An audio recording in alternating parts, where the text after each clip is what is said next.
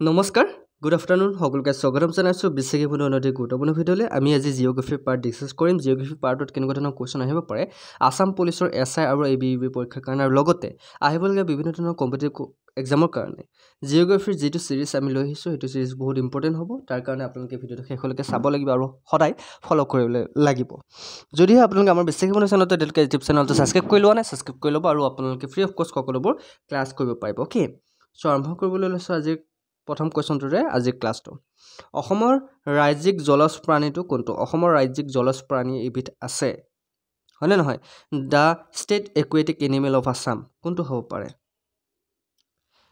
শিহু shark penguin দেওহা গতিকে অসমৰ ৰাজ্যিক জলজ প্ৰাণী জলজ মানে বুজি পাইছে নহয় যি পানীত বাস কৰে হয়নে নহয় পানীত বাস কৰাবোৰক জলজ প্ৰাণী বুলি কোৱা হয় চ' ইয়াৰ একদম কাৰেক্ট এনচাৰটো হৈছে শিহু যাক ইংৰাজীত কোৱা হয় Ganges river dolphin okay so' শিহুটো হৈছে জলজ প্ৰাণী অসমৰ ৰাজ্যিক জলজ প্ৰাণী বুজি পাইছা নেক্সট কুৱেশ্যনটোলৈ আহিছোঁ হাউ মেনি এলিফেণ্ট ৰিজাৰ্ভ আৰ দিয়াৰ ইন আছাম অসমত কিমানটা হাতী সংৰক্ষিত স্থান আছে কোনোবাই ক'ব পাৰিব আমি জিঅ'গ্ৰাফি পাৰ্টৰ বহুত ইম্পৰ্টেণ্ট কুৱেশ্যন লৈ আহিছোঁ আমাৰ ক্লাছবোৰ কৰি তোমালোকে কেনেকুৱা পোৱা জনাবলৈ নাপাহৰিবা আমি মক টেষ্ট আৰম্ভ কৰিম আছাম পুলিচৰ এছআইৰ কাৰণে খুবেই কম দিনৰ ভিতৰত তোমালোকৰ এক্সাম হ'ব বেছি দিন নাই গতিকে যিমান পাৰোঁ সিমান সোনকালে আমি ক্লাছবোৰ লৈ আহিবলৈ ট্ৰাই কৰি আছোঁ গতিকে অসমত কিমানটা হাতী সংৰক্ষিত স্থান আছে 2 3 4 5 কিমানটা আছে 5টা আছে হয়নে নহয় অসমত হাতী সংৰক্ষিত স্থান কেইটা আছে 5টা আছে 5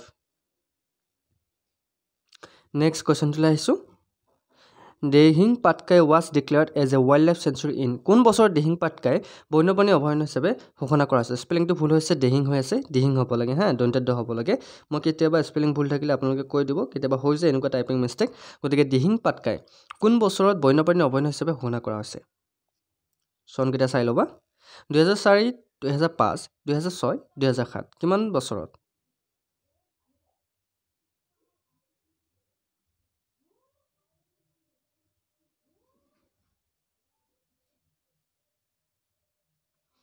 শুদ্ধটো হৈছে 2004 চনত দিহিং পাটকাইত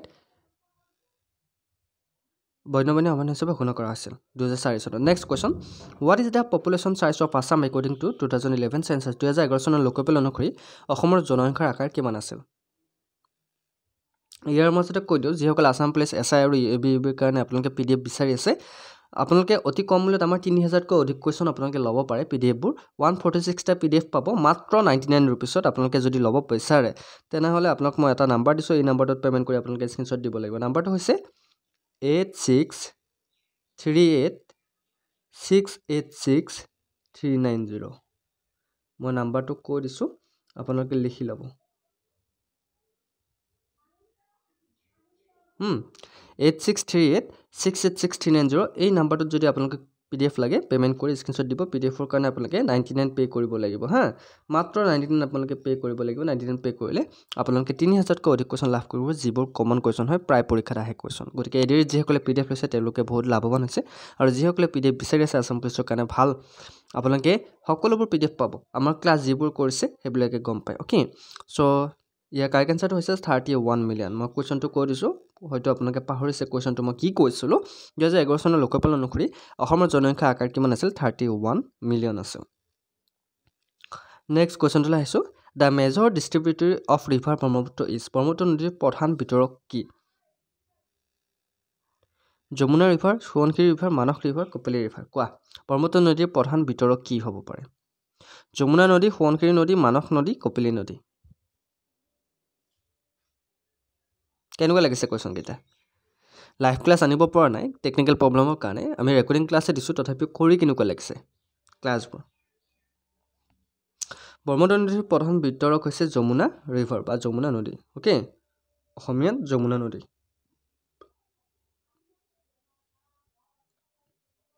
অ'কে নেক্সট কুৱেশ্যনটোলৈ আহিছোঁ Tipaimukh dam is a proposed embankment dam over which river in Assam Tipaimukh মথাউৰি অসমৰ কোনখন নদীৰ ওপৰত মথাউৰি প্ৰস্তাৱিত বান্ধ কোনখন নদী বৰাক নদী ব্ৰহ্মপুত্ৰ কপিলী সোৱণশিৰি কোনখন নদীৰ ওপৰত প্ৰস্তাৱিত বান্ধ টিপাইমুখ মথাউৰি অসমৰ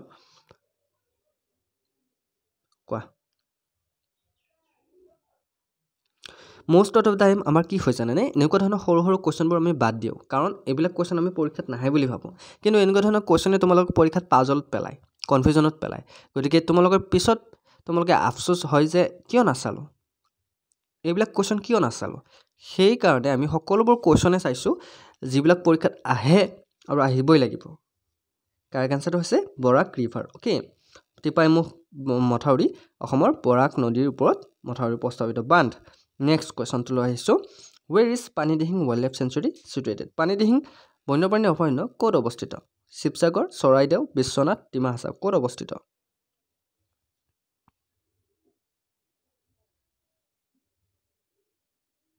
কোনোবাই জানে য়েছ ক'ত আছে শুদ্ধ উত্তৰটো হৈছে শিৱসাগৰত আছে ক'ত আছে শিৱসাগৰত অ'কে শিৱসাগৰত আছে Panidihing wild life sanctuary next question Brahmaputra river forms the Sundarban delta in Bangladesh and the little part of West Bengal with which river Brahmaputra নদীয়ে বাংলাদেশৰ সুন্দৰবন বদ্বীপ আৰু পশ্চিমবংগৰ অলপ অংশ গঠন কৰিছে কোনখন নদীৰ লগত যমুনা ৰিভাৰ পদ্মা ৰিভাৰ মেঘনা ৰিভাৰ গংগা ৰিভাৰ কোনখন নদীৰ লগত কোৱা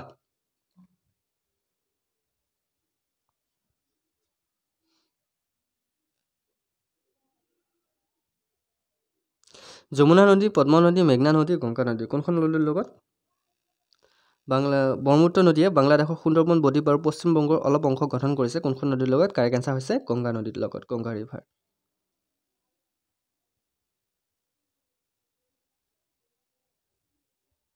বুজি পাইছোঁ আমি নেক্সট কুৱেশ্যনটো লৈ আহিছোঁ Manas is declared as a biosphere reserve in Manas কোন বছৰত বায়'স্ফিয়াৰ ৰিজাৰ্ভ ঘোষণা কৰা হৈছে ৰিজাৰ্ভ হিচাপে ঘোষণা কৰা হৈছে অ'কে কুৱেশ্যনটো আকৌ পৰা কৈছোঁ মানস কোন বছৰত বায়'স্ফিয়াৰ ৰিজাৰ্ভ হিচাপে ঘোষণা কৰা হৈছে 1985 1989 1990 1991 কোৱা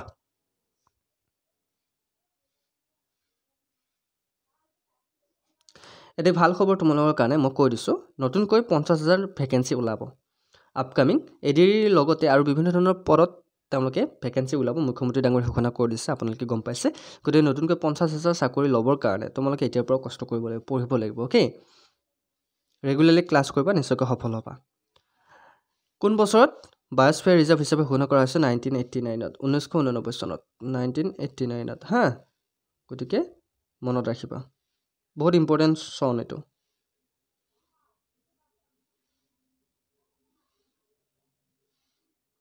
next question the smallest national park of Assam is অসমৰ আটাইতকৈ সৰু ৰাষ্ট্ৰীয় উদ্যানখন কোনখন Orang national park Nameri national park Dihing Patkai national park Raimona national park অসমৰ আটাইতকৈ সৰু ৰাষ্ট্ৰীয় উদ্যানখন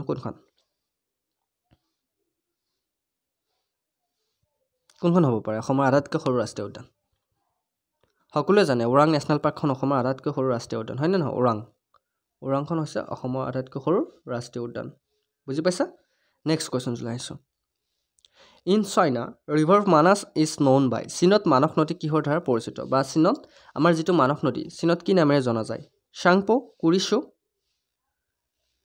নিয়ামজাং ইয়ালুং চাংপো কি বুলি জনা যায় আমাৰ মানস নদী চীনত কি হিচাপে পৰিচিত কোনোবাই জানেনে ব্ৰহ্মপুত্ৰ নদীখন কি হিচাপে পৰিচিত সকলোৱে জানে কিন্তু মানস নদীখন কি হিচাপে পৰিচিত চীনত কোনোবাই জানেনে most important টপিক আমি ডিছকাছ কৰিছোঁ জিঅ'গ্ৰাফিৰ আজি প্ৰথমটো ক্লাছ কৰি কেনেকুৱা পাইছে আমি চিৰিজটো আগবঢ়াব লাগিব নে নালাগে তোমালোকে কমেণ্ট কৰি জনাবা আৰু যিসকলে PDF লাগে আসাম পুলিচৰ কাৰণে আমি অফাৰ চলি আছে 99 ৰুপিছত তোমালোকে PDF ল'ব পাৰিবা PDF লাগিলে তোমালোকে লগে তোমালোকে কণ্টেক্ট কৰিবা এইটো নম্বৰত পে'মেণ্ট কৰি স্ক্ৰীনশ্বট দিবা 8638686390 মই নম্বৰটো লিখি দিছোঁ 86386390 অ'কে এই নম্বৰটোত পে'মেণ্ট কৰি তোমালোকে স্ক্ৰীনশ্বট দি দিলে তোমালোকে মাত্ৰ 99 ৰুপিজ পে' কৰিব লাগিব 99 ৰুপিজ পে' কৰিলে তোমালোকে PDF পাই যাবা সকলো PDF ইম্পৰ্টেণ্ট PDFহে আমি লৈ আহিছোঁ অ'কে চ' মাত্ৰ 99 ৰুপিজত তোমালোকে পে' কৰিব লাগিব চীনত মানস নদী কিহৰ দ্বাৰা পৰিচিত এইটো আমি সকলোৱে জানো নিয়ামজাং নিয়ামজাং চীনত মানস নদী বুজি পাইছা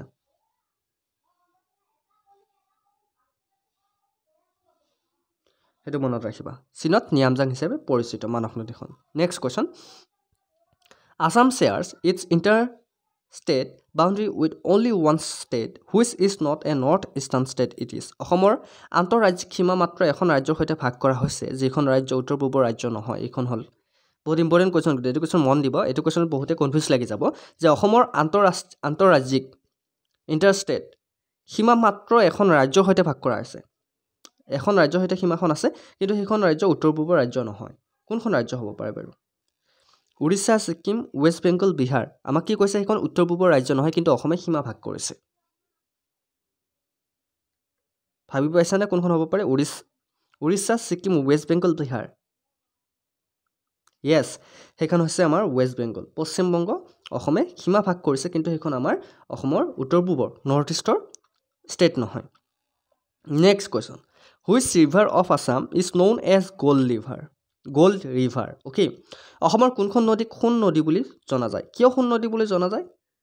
তাৰে কাৰণ আছে, হয়নে নহয়? য়েছ, অসমৰ কোনখন নদীক সোণ নদী বুলি জনা যায়? বুঢ়ীদিহিং, ব্ৰহ্মপুত্ৰ, সোৱণশিৰি, কপিলী। বহুত ইম্পৰ্টেণ্ট কুৱেশ্যন, কোৱা।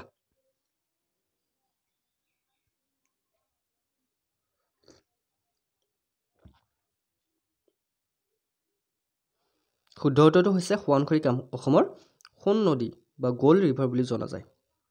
অ'কে, কি নদী বুলি জনা যায়? গোল্ড ৰিভাৰ বা সোণ নদী বুলি জনা যায়, সোৱণশিৰি নদী। অ'কে, নেক্সট কুৱেশ্যনটো লাইছোঁ, how many tiger reserve are there in Assam? অসমত বাঘ সংৰক্ষিত বনাঞ্চল কিমানখন আছে? কোনোবাই ক'ব পাৰিব? কিমানখন আছে? 1, 2, 3, 4খন। বাঘ সংৰক্ষিত বনাঞ্চল টাইগাৰ ৰিজাৰ্ভ কিমানখন আছে?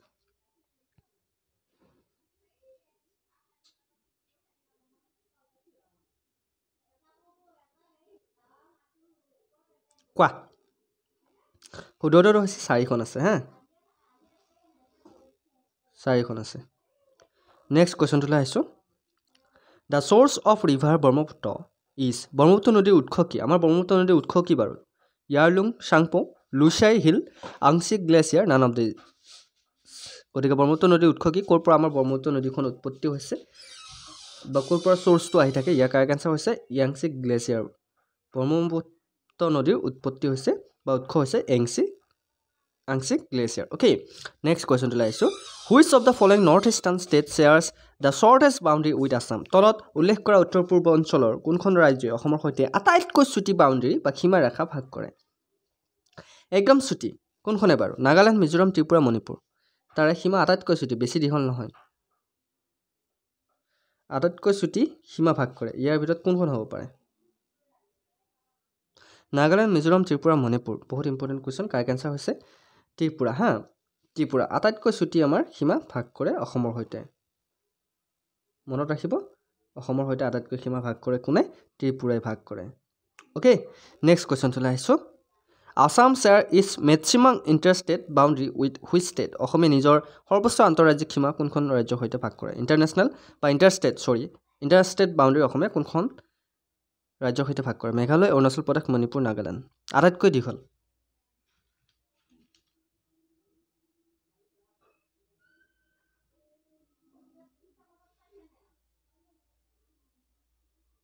শুদ্ধ উত্তৰটো হৈছে মেঘালয়ৰ সৈতে অসমে ইণ্টাৰষ্টেট বাউণ্ডেৰী শ্বেয়াৰ কৰে। আটাইতকৈ দীঘল বাউণ্ডেৰী মেঘালয়ৰ সৈতে অসমে শ্বেয়াৰ কৰে। Next question, the river a major tributary of river Manas joins Manas river in Assam at. Manas নদী প্ৰধান উপনৈ আই নদী অসমৰ মানস নদীৰ লগত ক'ত সংযুক্ত হৈছে? বহুত ইম্পৰ্টেণ্ট কুৱেশ্যন, এইটো কুৱেশ্যন মনত ৰাখিব। মানস নদীৰ প্ৰধান উপনৈ কি? আই নদী। কেতিয়াবা সুধিব পাৰে যে মানস নদীৰ প্ৰধান উপনৈখনৰ নাম কি? তোমালোকে এটা কুৱেশ্যনটো দুটা কুৱেশ্যন পাইছা। এইটো হৈছে আই নদী। আই নদী হৈছে মানস নদীৰ প্ৰধান উপনৈ।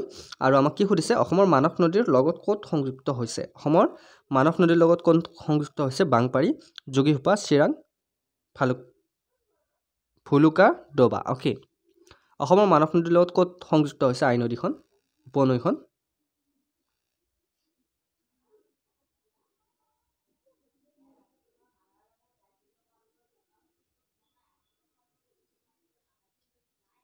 শুদ্ধ উত্তৰটো হৈছে বাংপাৰী। অ'কে, বাংপাৰী মনত ৰাখিবা।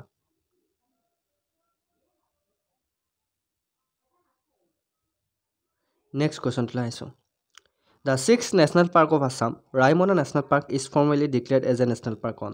আমাৰ 6ঠতম যিখন ৰাষ্ট্ৰীয় উদ্যান ৰায়মনা ৰাষ্ট্ৰীয় উদ্যানখন আনুষ্ঠানিকভাৱে ৰাষ্ট্ৰীয় উদ্যান হিচাপে কেতিয়া ঘোষণা কৰা হৈছিল? কোন চনত ঘোষণা কৰা হৈছিল ৰাষ্ট্ৰীয় উদ্যান হিচাপে? 10 জুন 2021, 5 জুন 2021, 9 জুন 2021, 8 জুন 2021। আমাৰ ৰায়মনা নেশ্যনেল পাৰ্কখন কেতিয়া ডিক্লেয়াৰ কৰা হৈছিল নেশ্যনেল পাৰ্ক হিচাপে?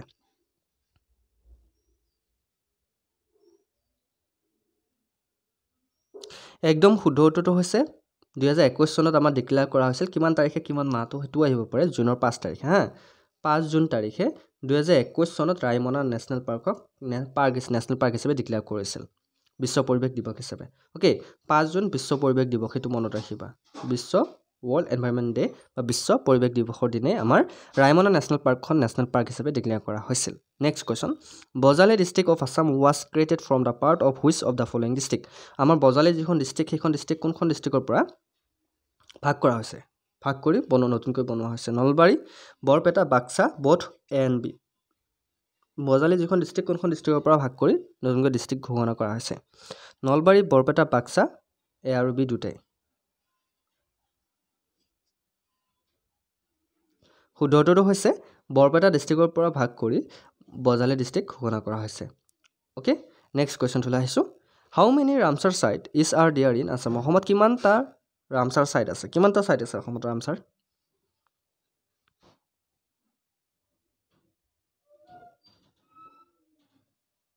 মাত্ৰ এটা ৰামসাৰ সাইট আছে এটো হৈছে দীপৰ বিল হা অসমত ৰামসাৰ সাইট কোনটো দীপৰ বিল হৈছে অসমৰ ৰামসাৰ সাইট এটো মনত ৰাখিবা এখনে আছে আমাৰ ৰামসাৰ সাইট অসমত আৰু হেখন আছে Deepor Beel next question the state tree of Assam is অসমৰ ৰাজ্যিক বৃক্ষ হল কোন বিধ বাৰু অসমৰ ৰাজ্যিক বৃক্ষ কোকোনাট হলুং চিচু নিম গতে নিম গছ খিখু গছ নাৰিকল গছ হলুং গছ অসমৰ ৰাজ্যিক বৃক্ষ বুলি ক'লে কোনডাল গছক আমি চিনি পাওঁ ৰাজ্যিক চৰাই হৈছে দেওহা হেতু আমি গম পাওঁ হয় না নহয় দেওহা হৈছে আমাৰ অসমৰ ৰাজ্যিক চৰাই কিন্তু অসমৰ ৰাজ্যিক গছ কোন বিধ জানেনে অসমৰ ৰাজ্যিক ফল হৈছে কাজি নেমু গতিকে হলুং গছ হৈছে অসমৰ ৰাজ্যিক গছ okay Hollong option D is right answer next question তুলা আহিছো দীপৰ বিল The only Ramsar site of Assam is located in Dipor Bill অসমৰ একমাত্ৰ ৰামসাৰ স্থান মই অলপ আগতে কৈছিল হয় না নহয় গতিকে দীপৰ বিল ক'ত আছে কামৰূপ মেট্ৰ মৰিগাঁও গোৱালপাৰা কোনখিনি ঠাইত দীপৰ বিল আছে ক'ত অৱস্থিত দীপৰ বিল আমি সকলোৱে জানো দীপৰ বিল ক'ত আছে কামৰূপ মেট্ৰ গুৱাহাটীৰ ফালে গলে তোমালোকে দীপৰ বিল পোৱা হয় না নহয় যি সকলে দীপৰ বিল যোৱা নাই তেলকে যাবা বহুত important next question The two biosphere reserve of Assam are অসমৰ বায়োস্ফিয়াৰ সংৰক্ষিত বনাঞ্চল দুটা হল কি বাৰু মানস আৰু কাৰ্যজিৰঙা মানস আৰু ডিব্ৰুচৈখোৱা মানস আৰু নামেৰি মানস আৰু দিহিং পাটকাই বায়োস্ফিয়াৰ সংৰক্ষিত বনাঞ্চল দুখন কোনখন ইয়াৰ ভিতৰত কোৱা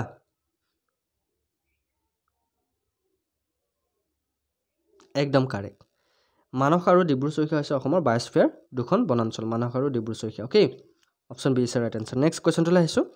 Manas is declared as a UNESCO World Heritage Site in Manas কোন বছৰ UNESCO বিশ্ব ঐতিহ্য ক্ষেত্ৰ হিচাপে ঘোষণা কৰা হৈছে ইয়াৰ মাজতে এটা কথা কওঁ আমাৰ বিশ্ব ঐতিহ্য বা UNESCO হেৰিটেজ সাইট আমাৰ অসমত তিনিখন আছে মানস নেশ্যনেল পাৰ্ক কাজিৰঙা আৰু আপোনাৰ চৰাইদেউ মৈদাম গতিকে মানস কোন বছৰ UNESCO বিশ্ব ঐতিহ্য ক্ষেত্ৰ হিচাপে ঘোষণা কৰা হৈছে 1985 1989 1990 1991 কোন চনত ঘোষণা কৰা হৈছিল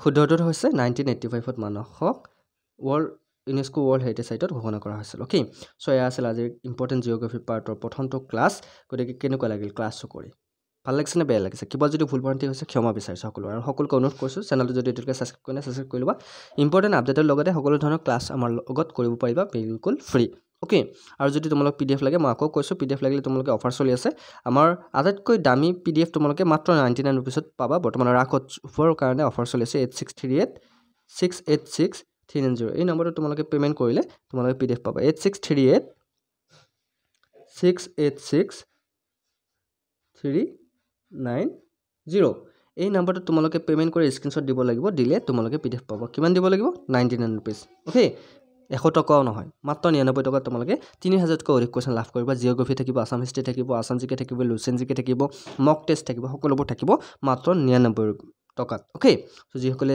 লব বিচাৰ লব পাৰা সো আজিলৈ সকলোকে ধন্যবাদ জ্ঞাপন কৰি অন্য ক্লাছত আকৌ লগ পোৱাৰ প্ৰতিশ্ৰুতিৰে জয় হিন্দ জয় অসম সকলো ভালে থাকা কুশলে থাকা